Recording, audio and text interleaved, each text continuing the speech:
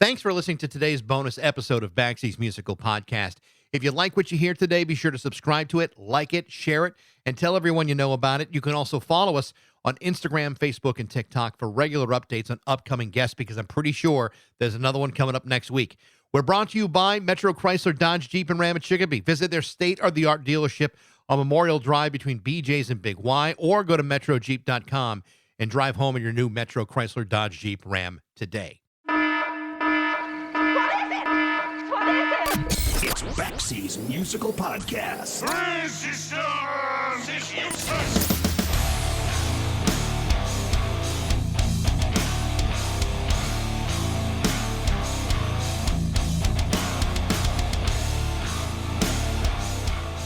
Say what you want about the pandemic. For some, it was a time of isolation and fear. For others, it drudged up the frailty of life and a confrontation with loss and mortality. You had shutdowns, supply and demand issues, and loads of disruptions in nearly every corner of life. And amidst all the confusion, the politics, and the social distancing, most of us were able to make it through. On the other hand, some people were able to take that period of time and turn it to their advantage, using their own resourcefulness and creativity to redirect what they do. Some people started dumb little podcasts. Other people worked on creating new business ideas, and some used the time to create music and assume control of how they make it. And that brings us to my guest today, Greyson Converse from the band Spooky Mansion.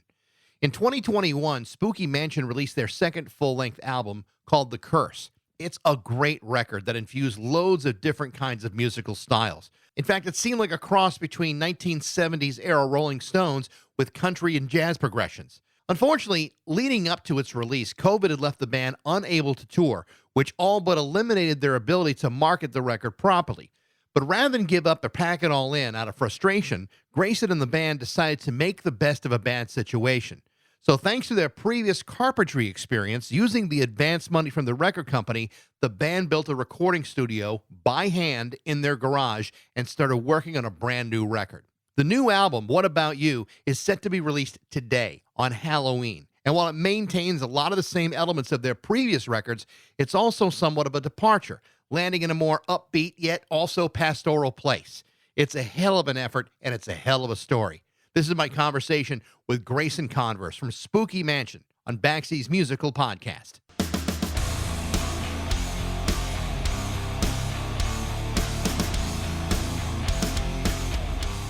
All right. How are you, man? I'm good. How are you?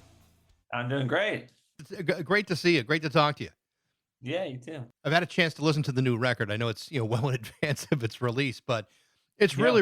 really good. I know it's coming out on Halloween, which is just about the spookiest time of the time of the year. Yeah, that was good planning. Very good. Was that like significant, or was that just completely coincidental? I think it's just, stupid coincidence. It's like, oh, what else can we market? It's kind of like how, the name Spooky Mansion has no significance or tie to any. It's like, I'm not a Halloween fan or anything. It was just a dumb name. But every year around Halloween, we get all these requests to play. It's all the big money earners. Like, Sure. oh, will you play this, Halloween show, and they'll some big, amount of money at some corporate thing. And it's like, okay, well, we don't really have any Halloween music. And oh yeah, can you do Monster Mash while you're at it too? Yeah, I can't believe we never learned that one. I'm surprised no one's asked you, to be honest. Yeah. But it's really kind of an interesting story, and I think to understand the new record and put it in some level of context, you almost have to go back and look at the previous record and what happened to that, The Curse, that came out 3 years ago, which I also thought was a really very, very cool record. Oh, thanks. You had this thing ready to launch, and then suddenly, out of nowhere, a worldwide pandemic lands on your lap. Yeah. Tell me a little bit of what happened with that, because it really seemed to disrupt where that record wound up going. Yeah, that record was all. I mean, it had taken a couple years to get it all record. Why not? You record it quick, and then the whole process of getting it ready to release takes forever. But that was going to be the record where we're like, cool, we got a big tour planned. This is, we have money from a label, so we're going to be able to do PR and have it. It was basically going to be what this record is, where you actually focused and making progress with having like a campaign and like something organized. Where up until that point, it was just me emailing blogs, you know. And so when the pandemic happened, it was like, yeah, that we canceled the big tour, and then it was almost like it's kind of like when Trump got elected. We had a record come out right then too, like a little 45, and it Right. was like, oh great, well that can't really like promote it. Everybody's like going crazy on social media, and it was like, oh yeah, also we released this disco song. So same thing with the pandemic. It was like, let's nobody really cares about it. But what was cool is that it gave us a chance to we had our record money, and we had a certain amount of an advance that we were going to spend on hotels and car rentals. And instead we were able to we had this property in Burbank that we rented, and there was a big garage in back that was a standalone garage that was just kind of falling apart. And me and my buddy are both construction workers, carpenters. And so we took that money and said, let's just build a studio. And so we built this pretty nice. It came out nicer than you'd think. It has a control room and a live room. And that's where we ended up recording a lot of the stuff that became the next record, this one that's coming out. It's really interesting how you did that. I mean, a lot of people kind of took, the wheel by the hands during the pandemic and releasing their own Yeah. records, but not everybody had the opportunity to have advance money to build a Right. studio and to have done it and to have used it. I mean, that's really really cool. Now, my understanding though is that you're all living there. Your girlfriends are living with you at the time. These are relatively new relationships. I mean, talk about a trial by fire. I mean, I know when. Yeah, it definitely was. I met my wife of just like almost less than a month before COVID happened. She was we went on like maybe 4 or 5 dates, and then all of a sudden she was just staying over at my house because it was easier, and then never stopped staying there, and now we're married and have a house. I mean, I know anytime I've tried to put together furniture from IKEA, it tests my relationship with my wife every Yeah, single time. I exactly. can't even imagine building a studio. I mean, what was that like? I mean, like you said, it's everyone's all of a sudden, I don't know, by force or by by necessity, you're all suddenly living together. You've got this massive project at the same time. How did you manage all of that? That's a lot going on at once. Yeah, I guess there's one thing I like doing. It's like problem solving those kind of things, and maybe that's why the band has been able to stay together and work out this much. It's like I'm not the best songwriter, not the best singer, not the best at any of these things, but I do like organizing projects, and getting things done. So, which is why, yeah, I'm a general contractor now. I'm not the best carpenter, but I'm good at keeping a project going. So that time was fun just because, I mean, we were already all best friends. And so, you just wake up in the morning, and a lot of the time I would just go back out there. It's in the summer too. So it's like when we really were building the main stages. So it's like, 100 degrees, and I'm in flip flops and short shorts, and I'm hammering nails and, running electrical, and it was pretty funny.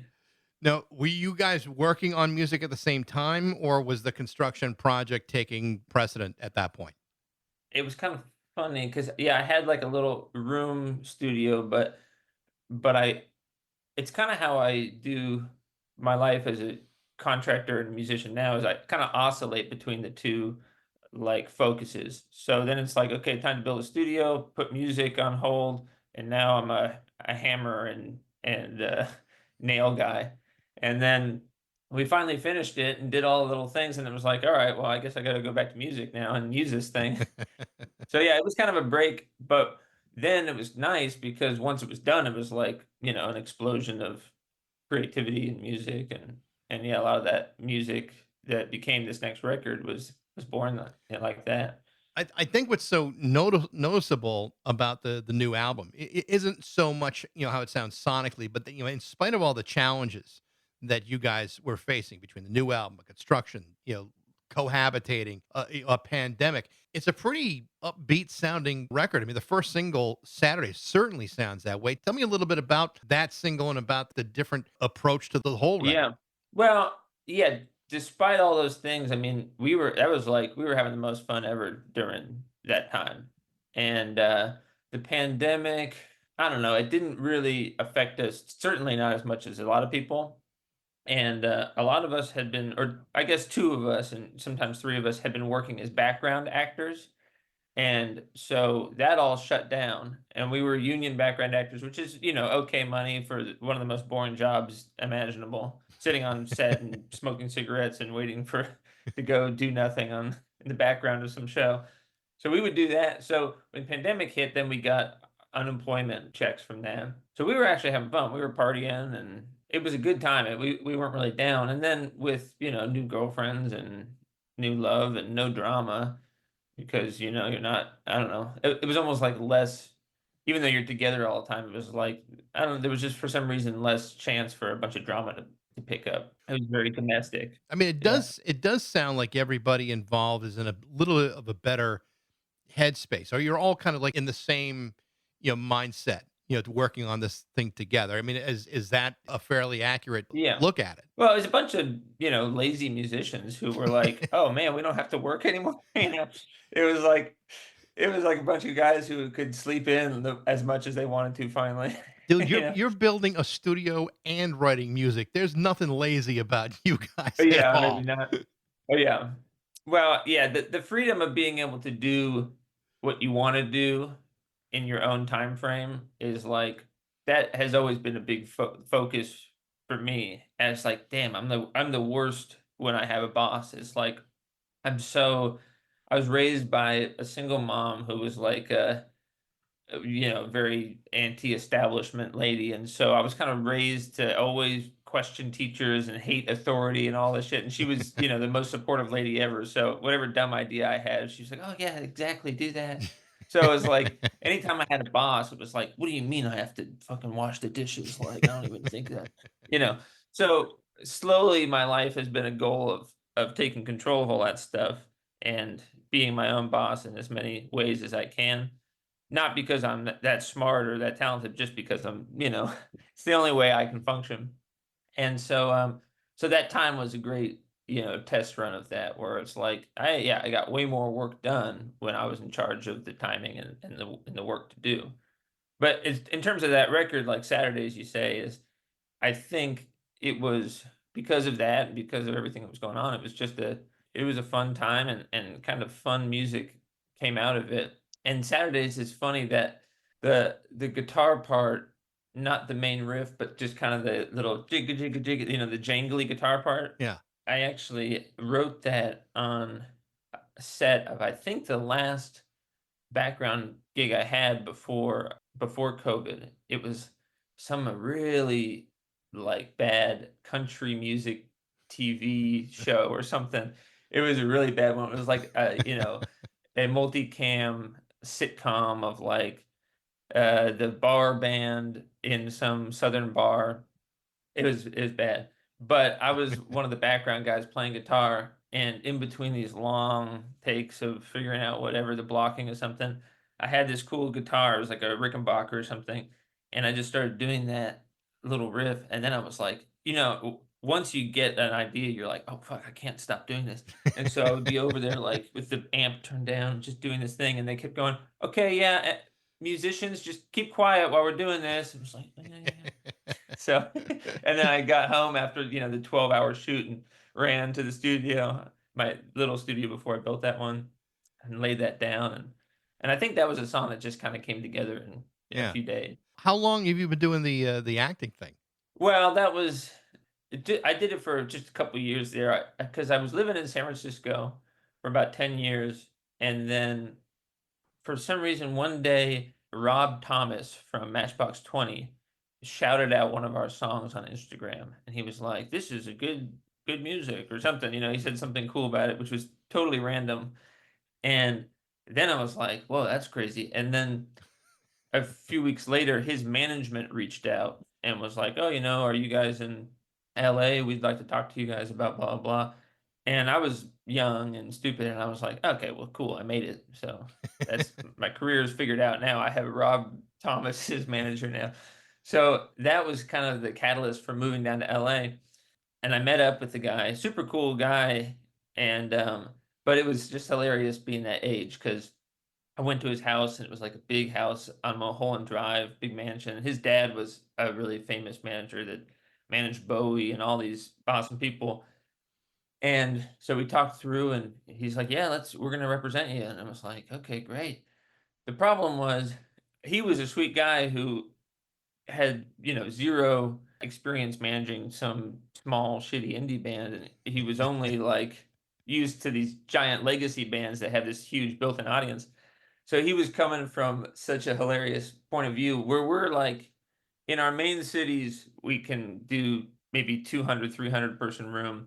On the road, we're happy to sell 50 tickets or something. Sure. And he's used to these giant guys and he's going, okay, what we got to do is you do like a $75 meet and greet for the show and you meet the fan. And I'm going, $75 meet and greet? There's going to be like 5 people who vaguely are happy to see us at the bar afterwards.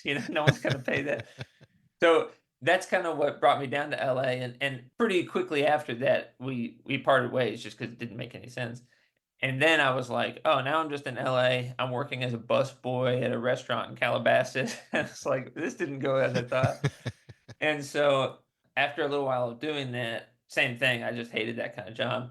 And I forget how I figured it out. Somebody maybe told me about it or something, but I did this background thing and it was like, damn, this is easy. You just you sit around, you get free food, free coffee. You end up just chain smoking 2 packs of cigarettes. It's like, and listening to some of the most, and oh my God, the conversations you listen to on background set really is the full LA experience because it's these people who are doing like the easiest job, like a Craigslist job, who have these delusions of being actors, and God bless them. But it was, I don't know, it was good fodder for creativity just to listen to these people. But anyways, it was a job that I stumbled into, and then I got my guitarist into it, and then it was just such a straightforward job that we did it for a few years because once you get in the union, you're making $300 a day, and you have the freedom of having all your other days off. And then at the end of it, you still got your time to burn after that's done. I recommend it as a good job for aspiring musicians. I've done a lot of jobs while being a musician and cafe and all that stuff, and it's honestly preferable to those kind of jobs. One of the things that I've really enjoyed, in listening to Spooky Mansion's music is you do a lot of incorporation of other styles. Like, there's blues progressions and, jazz progressions also. And it's really clever how you guys use it. I mean, it can be very Yeah. subtle and it doesn't come off like you're showing off like, hey, everybody, look at us play jazz. I mean, you're doing it in a very creative way that it enhances each song and where you're using it. Tell me about that and where that Yeah. appreciation from jazz comes from. Well, I have a degree in jazz piano performance from San Francisco State, and I got into jazz in high school. My buddy was a really good jazz guitarist, and he was in the jazz band. And he told me, "Oh, we go on all these trips," and we were, a couple of long-haired hippies with Grateful Dead shirts, and he was like, "Yeah, we go on these trips, and nobody watches. You can smoke pot and do all this stuff." And I was like, "Oh, damn, that's cool." So I was like, "Okay, well, over the summer, I'm gonna learn how to play piano and join the jazz band." And it wasn't like a particularly good jazz band. So after about 2 months of learning piano, they're like, "Whatever, we'll have him in the band." There's nobody else who wants to play piano. So it came out of just wanting to hang and party with my buddy on the road, going to Disneyland and getting stoned for the jazz competition. But then I really fell in love with playing piano, and then I went to college and really enjoyed it. And I had really planned on being a jazz musician for my life, and I was really into the aesthetic of it and the history of jazz. Still, it's like the thing I know most about in life is jazz music from 1955 to 1962. Hmm. Like very niche, like, straight ahead jazz thing. That's like if I'm gonna have a conversation, I could have the most conversation about that period. And I was into wearing the, super thin suits and everything. But what I figured out was the life of a jazz musician was so depressing. I would go to these jazz clubs to sit in, and it was like, oh man, these guys, God love them, but it's like some of like the biggest losers. Like, they're just like failed relationships, and you find out they're all living in an apartment together, and they're 37 years old, and so I did a year abroad in France, and when I was out there, I got an acoustic guitar and started playing, just started writing some songs like that. And it was so, for one thing, people wanted to hear it. Nobody wanted really to hear me play jazz, other than like, a bunch of old ladies at a jazz club. And so I started writing these songs. And when I came back, it was so much more of a, I don't know, like my peers were there. I was going out to rock shows, and now I was cool instead of being like kind of a strange guy that was hanging out with 40-year-old jazz dudes at some club. Now I was like, oh, there's a bunch of hot chicks and there's cool guys and jean jackets. As opposed to like dark rooms, bongos, and guys strung out on heroin. Oh yeah, yeah, exactly. Not even cool enough to be strung out on heroin anymore. They're on like Adderall or something. So a lot of that stuff just kind of came naturally. And in the beginning, I had, I'm not sure if it was like I was self-conscious about the music or not. I never saw myself as a good singer, and I think over the years I just developed a way to sing that suits me and I feel comfortable with. But in the beginning, it was, what did my one buddy call it? Like a boar dying in a tar pit was the sound of my voice. Good friend. Yeah, Thank you. that's a good friend. And so I kind of padded the music by using a lot of these more involved chord progressions or rhythms that made it more complex. So when you go and listen to like our first EP, it's actually some of our most complex music and possibly hard to listen to, but there's certain diehard fans that swear by some of those first tunes. But yeah, so I would incorporate that, and the thing that frustrated me about a lot of the music I was hearing from other bands that were peers was they were missing these little magical moments, which is like what really makes the song a song. That this one time you do this one thing, or the rhythm gets displaced in this one way, and you can make a really simple song with really simple chord progression and everything's simple, but there has to be these little magical moments that happen every once in a while, and that's what become the earworms, and that's what, people who write pop music are so good at. Well, I think that's why when I'm hearing these songs, I really appreciated that because, to Yeah. me, what you're talking about adds so much texture and opportunities for songs to, engage the listener in a way that they're not expecting. When you're hearing, Yeah. a regular rock song and it starts all jangly, but then all of a sudden it takes a quick left turn.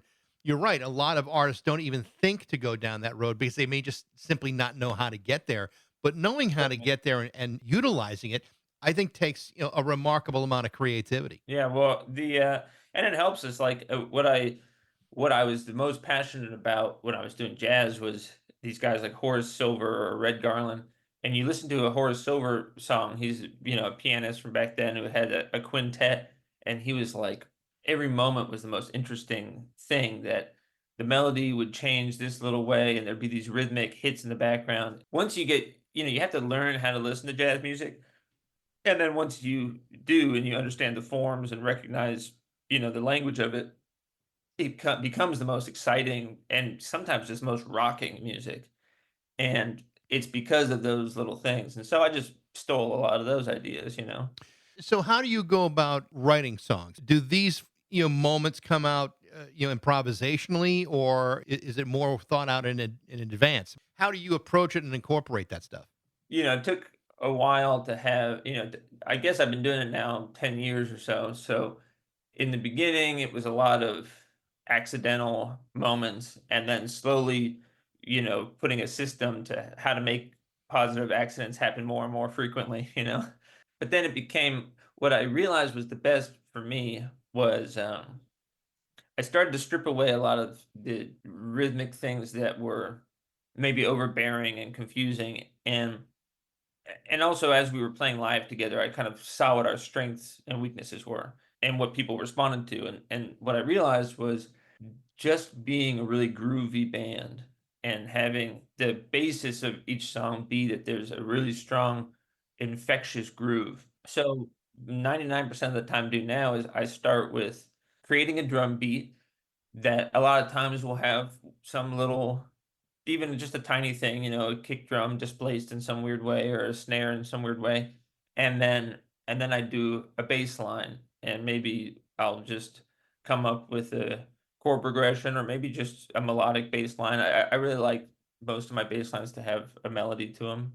And then from there, I can go, okay, let's come up with a guitar hook and I'll try a bunch of different things over top. And I swear a bunch of the times it's like one of those first 3 ideas is the thing.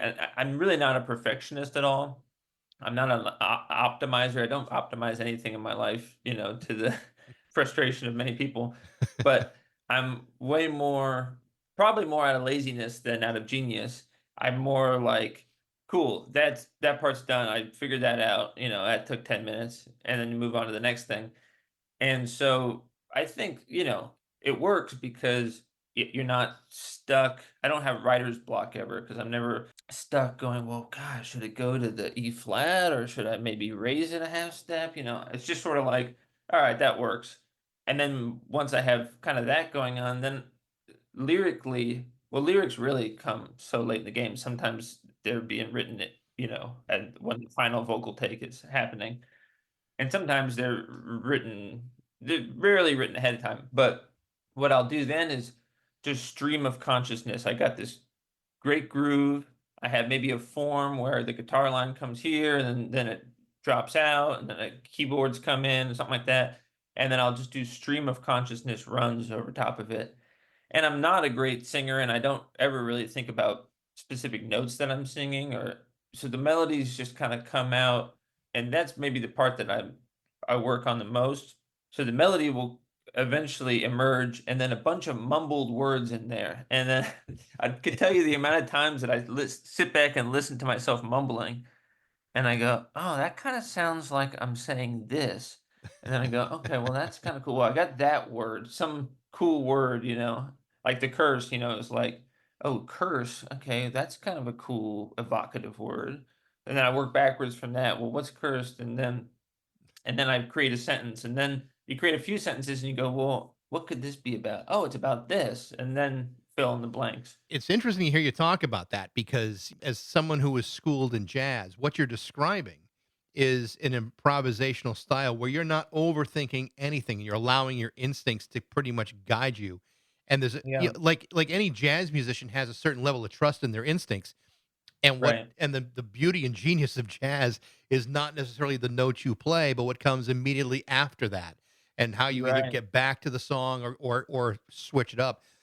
Mm. What you're describing is exactly that. I mean, there's a certain, instinct that you're following without overthinking. And I know a lot of songwriters that, that just, they hammer the hell out of a song a million times before they're satisfied. Sometimes they Yeah. never get satisfied and they keep going back to it, 10, 15 years later. What you're talking about is something that it really is very extemporaneous. And so it really does kind of follow like a jazz philosophy. Yeah, I guess you're right. Yeah, yeah, it's a good point.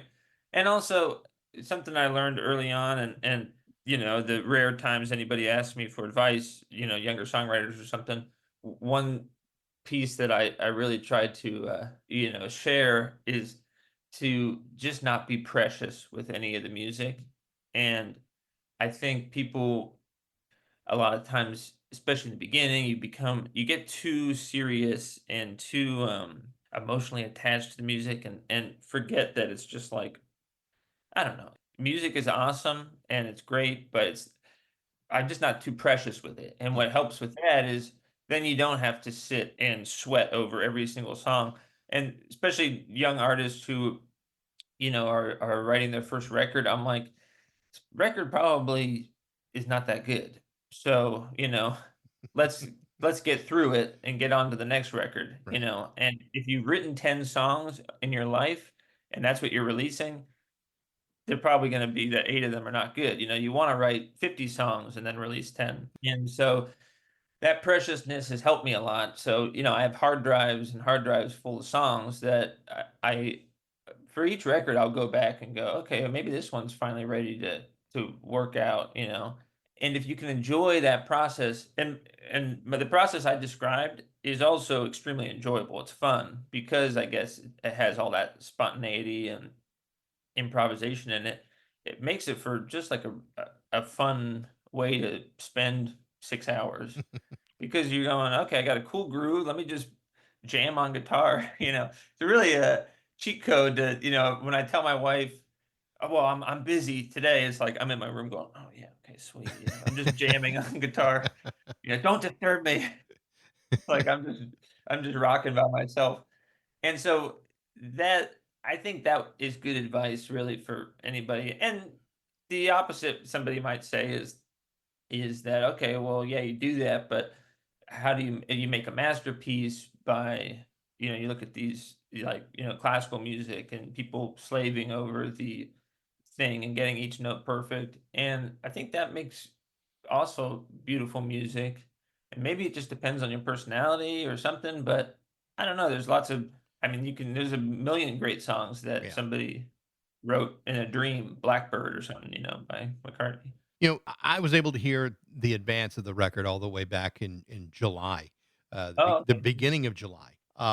It's a long 4 or 5 months to wait for the release of a record. I mean, the end of October, beginning of November is a long space of time. Uh, Yeah. you have to be feeling a little antsy about it. Like you gotta. I mean, you tell me. How do you feel about the length of time you're waiting for it to actually come out? Yeah, I've gotten used to it now, and uh, all the musicians that I know, we all feel the same way. It's like all you want to do is write a song on Tuesday and release it on Wednesday, because that's when it's fresh and you actually love the song. And what ends up happening is, I don't know, maybe we're just a bunch of idiots, all the bands I know, but there's not a band that's in my close group that doesn't take at least a year from finishing the record to releasing. And it's just this process of all the boring stuff has to happen, and Yeah. you're waiting to get your mixes back. And then they go, oh, we're gonna pitch this around to labels, and which is a 3 month period of waiting for nobody to respond. And so I'm used to it now. And the way I've sort of dealt with it is once the record's done, I'll maybe take a little break and then I'll just start writing the next record. So I have the whole next record is all the demos are fully put together, and so that record's done, and probably the record after that could be done pretty quickly. So that's the only way I think to not get jaded and bummed out about it. And when I was younger, speaking of like the precious thing, it was like this is my masterpiece. I look back on some of my old emails that back before it was podcasts and Spotify and TikTok, it was these blogs, I'm sure you Right. remember. And it was like, if only I could get on Brooklyn Vegan. And, and I listened back to these songs and it was like, oh, these songs suck. But, you were so precious with it. And instead of writing music, I was spending every day emailing people, these poor people who, were probably getting 1,000 emails a day. So now I just go, okay, and it helps a lot to have a manager. I have an awesome manager, and she's taken a lot of the pressure off for me. Here's the music. Tell me what you need from me. I'm gonna go write the next batch of songs. So what's the plan going forward? Obviously, you weren't able to tour the last record. I mean, what's the plan for this one? Will you be going on the road, or is there a schedule even being talked about right now, or is it still too premature? We have a kind of a short run of I think 8 days where we're supporting a band called Stoplight Observations. They're a cool band, and they have a good following. So we're doing a tour where we support them for half a tour and then do a run by ourselves.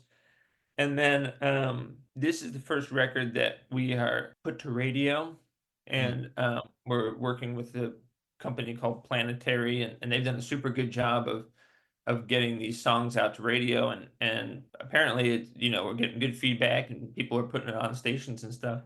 So I think it's kind of a building period Yeah. where it's like there's a lot of stuff where let's see how all this stuff works out. We have a great PR person who's getting us on podcasts and getting write-ups and reviews and stuff. And that was an element that was always missing, because for the majority of our career, it's just been me managing the band, which is, not good. No, it's not meant to do that. It's a lot of damn work too. It's an awful It's a lot. lot of work, and I love my band, but to the amount of work to get them to respond to a single text message about anything is it's crazy. And so you add about 2 weeks to any decision you want to make. And out of that, it became, our band really found a good balance. It's not really a democratic band anymore. Everybody sort of relinquished, responsibility, and I took over, which worked out for all of us, Yeah. and it makes the band more streamlined. But so I think this record release will be a fair amount of sitting and waiting and seeing what happens. And we always like playing shows, and I think we've been around long enough that there's always show offers coming in, and our audience has grown up to become people who are, talent buyers at festivals and stuff. And so it's nice, people will reach out and they've been a fan since they were, 20 years old or something, and now they're in charge of some festival. So ideally, yeah, it takes off. If somebody likes it and wants to put us on the road. It's harder as you get older, because I have a job now that certainly pays a lot more money than music does. And so it's not, back in the day, it would just be like, drop everything, quit your job, Right. go on the road for 5 days. Now it's sort of like, well, okay, I'm going to be losing $500 a day if I go on the road. But yeah, I'd love to go on the road. And that being said, it's like, we also have so much fun on the road. And a lot of times when we hit the road, we make it into like the last time we went on the road, we got this big camper van, and it was as much fun as the shows themselves.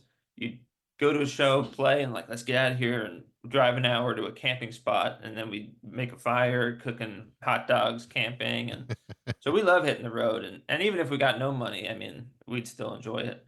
But so yeah, I think see how it goes, see if we can get a tour that makes sense to us, and just grow from there. Well, Grayson, like I said, it's a real pleasure to talk to you. I really do like the record. What About You? It's out on Halloween. I wish you the best of luck with it. Yeah, thank you. It's been a pleasure talking to you, man. Yeah, I appreciate it. Yeah, it's been awesome. Take care of yourself. Okay, thank you, buddy. Bye-bye now. Talk to you.